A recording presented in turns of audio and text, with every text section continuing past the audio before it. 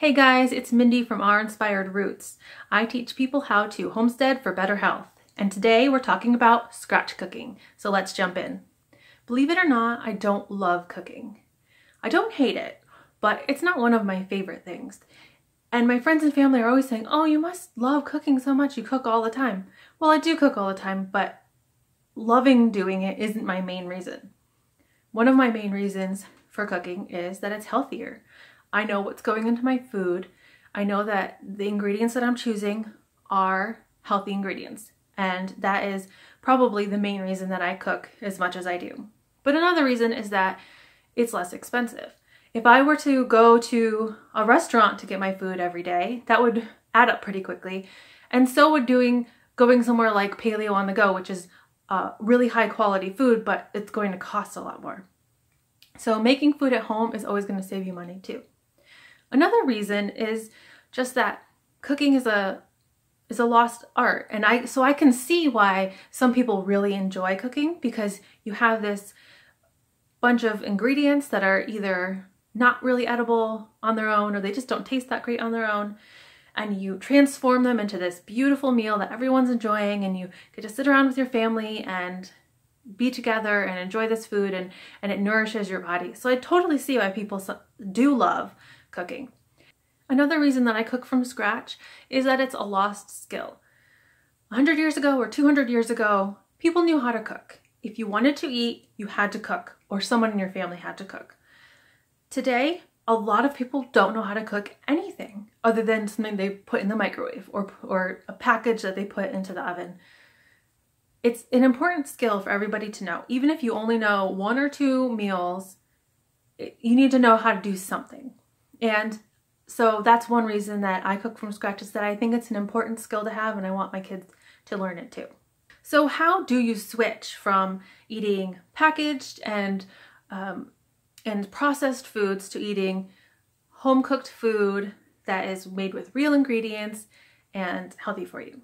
Well, go into your kitchen and you grab all the junky food, put it into the trash can, and then sit down and cry because there's nothing to eat. Okay, don't do that. That's not the best way to go about it. It's tempting, believe me. When I was switching to real food and cooking from home, cooking from scratch, I was very tempted to just put everything that was gross into the trash, because I knew it wasn't good for us. But I am glad that I took it a little bit slower, because I had a chance to learn as I went and switch things out as I learned more, and it was a much more enjoyable experience. We didn't go hungry. So that is my first tip, is to take it step by step, one thing at a time, and just trust that you will learn as you go, and you'll be able to phase out those foods. Now my next tip is actually a little bit surprising, and it's to find packaged or processed foods that are a little bit healthier. So what I mean by that is finding organic, natural, gluten-free, packaged or prepared foods that will get you through while you're doing your transition. Now, they're not good for you, but they are better than conventional processed packaged food. Now, you're not going to make it a big part of your life, so the cost shouldn't be too much of a problem, because you'll be cooking more from scratch. So the higher cost of these packaged things shouldn't cause too much of a problem. And the more you cook from scratch, the less you'll be relying on those things anyway. The next thing I would say is to get quality ingredients as you go. If you're making your own tomato sauce at home and you're using processed vegetable oil, it's not really the best thing to do. It's not healthy, and it's better to use real olive oil or coconut oil or whatever healthy fat that you choose. Now, you might need to do that. That might be something that you have in your cabinet, and that's one of those things that you'll phase out eventually. So, be kind to yourself. But I think it's important to look from the beginning at, how can I switch out the ingredients that I have that are not so good for ones that are healthier? And because then when you're learning to cook more and more, you will add in those healthier ingredients over the unhealthy ingredients, and just your food will keep getting healthier and healthier and healthier. And that's what you want to do. My next tip is to eat in season. Now, when you're learning to cook from scratch, you'll probably be following recipes at first, and we'll talk about recipes and cookbooks later. But try to pick recipes that are seasonal so that when you're getting your ingredients, you can possibly find them locally. You know that they will be in your grocery store or at your farmer's market or in your own yard because they are growing right at that time that you're making that recipe. And that'll just make everything so much easier because you're not trying to find these ingredients that are out of season and they're super expensive and you have to ship them from wherever. So try to eat in season and locally as much as possible, and that'll simplify everything. The next thing is, and this is a little bit of an advanced tip, but I think it's important to start thinking about it, and this is to freestyle cook or learn to freestyle cook. I learned this term really recently. I think it was Northern Homestead on Instagram mentioned freestyle cooking, and I was like, wow, I didn't know that had a word. But so freestyle cooking is, you don't really use a recipe, you just throw things together that you have, and you use your basic kitchen and cooking skills to create something on the fly. What's good about this is that if you run out of something or you forgot to buy an ingredient, you can still make that recipe and substitute something in, or you can come up with something on your own that's just totally new. So you don't end up having to run to the store or skip cooking altogether because you don't have the right ingredients for your recipe. We don't want that to happen. So try to consider as you go learning freestyle cooking. Now it's just something that you'll learn as you go, but just keep in mind that that is something that will be helpful to you. The next thing is batch cooking. I'm not great at this. I could definitely do better, but even the little bit that I do is just huge. So batch cooking is where you make a bunch of something and you throw it into your freezer or into the refrigerator if you're going to be using it soon. And it's really great because then you'll only have to make it once and you get to eat it a few times. So what we do is for breakfast, we usually make like some sort of a skillet or like sausages and sauteed vegetables. So I'll make that one day and then we'll eat the leftovers for like 2 or 3 days later. So that means I only have to make breakfast 2 or 3 times a week, and that's huge. And then we have leftovers for lunch because I make extra at night at dinner, and then I cook dinner. So I'm really only cooking dinner every night and breakfast a few times a week. Makes it a lot easier. But if you're really good, you can make like a bunch of meatballs or a bunch of chicken nuggets or some other meal that you really like and throw it into the freezer so that every Sunday, for example, you take that out and you know that's your meal and you don't have to cook. As you learn more about cooking from scratch, you'll learn which equipment would be helpful to you. If you are learning to make bread from scratch, a standing mixer might be helpful because it will knead the dough for you, and that's time and energy intensive activity. I don't have one because we don't eat bread, and it's just really not something that is that high on my list of equipment. But I think probably the thing that is top of my list is a food processor. I use it for so many things. It chops, it shreds. I think you can even use like a dough wheel if you did want to knead things. So it's a great tool. But you'll figure out which tools you need as you go along. As you notice the recipes that look good to you, they'll tell you what equipment you need, and you'll just start to know which things you should invest in. So the next thing would be cookbooks. Cookbooks are your friend when you're just learning to cook from scratch. You need recipes and you want them to be clear, you want them to include ingredients that you feel are healthy, and you want them to be tasty, right? So I have 2 suggestions for you. Nourishing Traditions by Sally Fallon is a good cookbook because it's based on real food.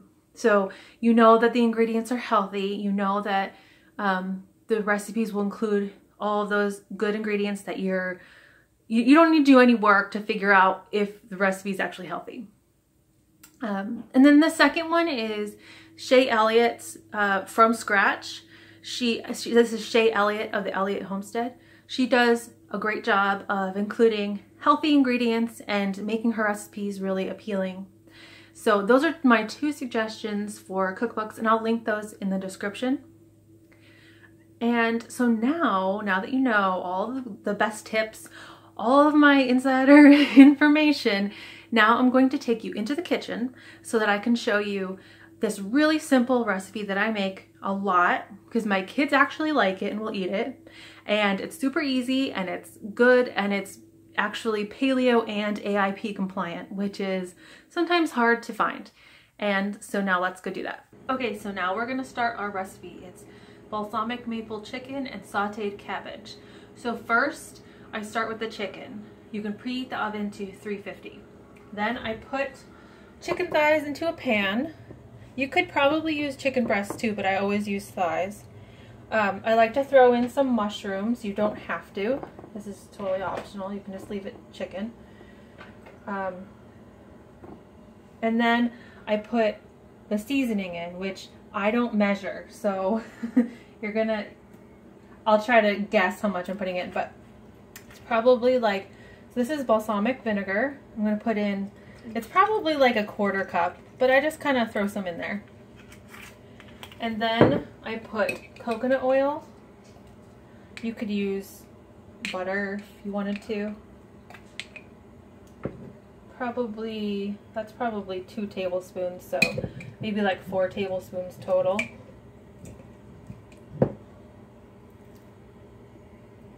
And then when it's cooking, I'll mix it up so that'll all get all over everything. Next thing is some garlic powder. You could use fresh garlic, but I'm a little lazy, so I like to use garlic powder. And the last thing is some maple syrup. Probably put in maybe like 2 tablespoons. You can leave the maple syrup out if you're trying to reduce sugar. It's still pretty good. So then we just put this into the oven for about 30 to 40 minutes, but I flip the chicken halfway through just so that it gets all kind of mixed up with the seasonings.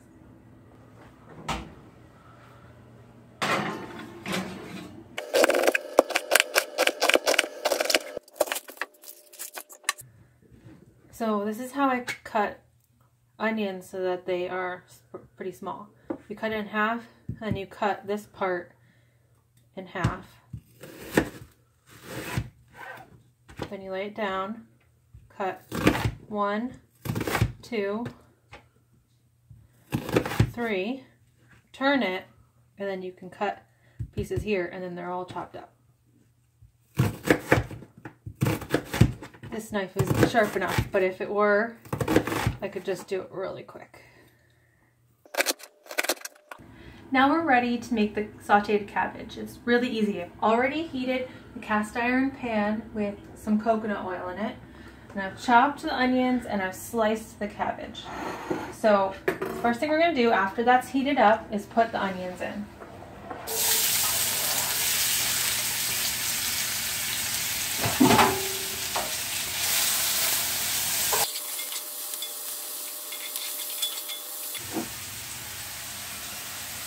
Once the onions cook just a little bit, you can put the cabbage in. They both take a long time to cook, so you can really throw them in all together if you wanted to.